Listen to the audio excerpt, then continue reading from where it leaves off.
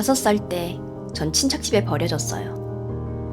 혼자 버스 기사님들께 길을 물어가면서 밤이 될 때까지 집을 찾아갔는데 집에 도착했을 때 가족들은 나 없이 도란도란 저녁을 먹고 있더라고요.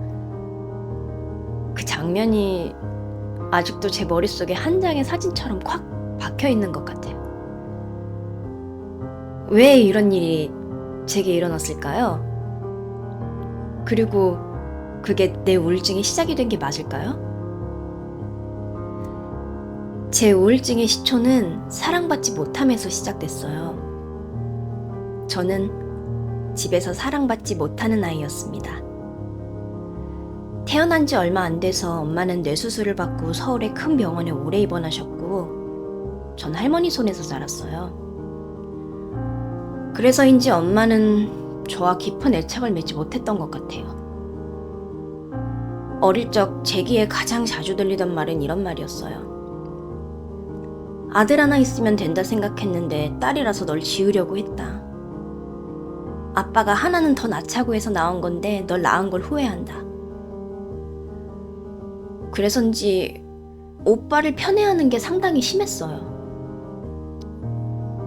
오빠가 저를 진짜 많이 때렸거든요, 어릴 때부터.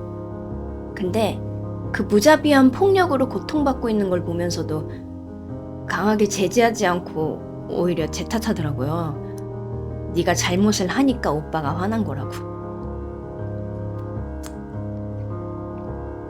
부모에게 존재를 부정당하는 듯한 그 말들은 평생 나를 얽매는 족쇄가 되었고 전 사랑과 애정을 갈구하는 불구가 되었습니다.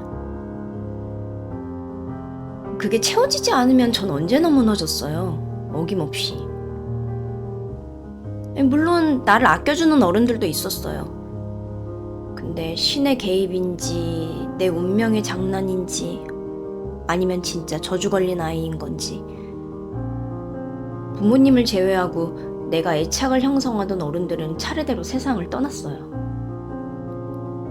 워낙에 마음 기대고 의지할 데가 없어서 부모님에게 애착을 붙였는데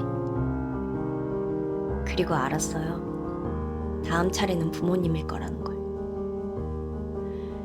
그리고 어김없이 고등학교 1학년 봄 엄마와 아빠가 돌아가셨습니다. 저는 아직도 사랑을 갈구해요. 그게 어떤 존재든 진심으로 나를 마음 깊이 사랑해주는 존재가 있었으면 하는 그 환상과 희망과 바람이 여전히 제 안을 좀먹고 있어요. 이렇게 솔직하게 제 이야기를 하고 있는 건 여전히 누군가와 나누고 싶고 여전히 누군가에게 닿고 싶고 위로받고 싶고 여전히 살고 싶다는 마음이 내 안에 살아있다는 증거라고 생각해요. 마지막으로 저 여러분한테 하고 싶은 말이 있어요. 그리고 제 자신에게도요. 여기까지 버티고 살아준 거 진짜 고맙고 대단해. 나도 그렇고 너도 그렇고 우리 같이 살아가자.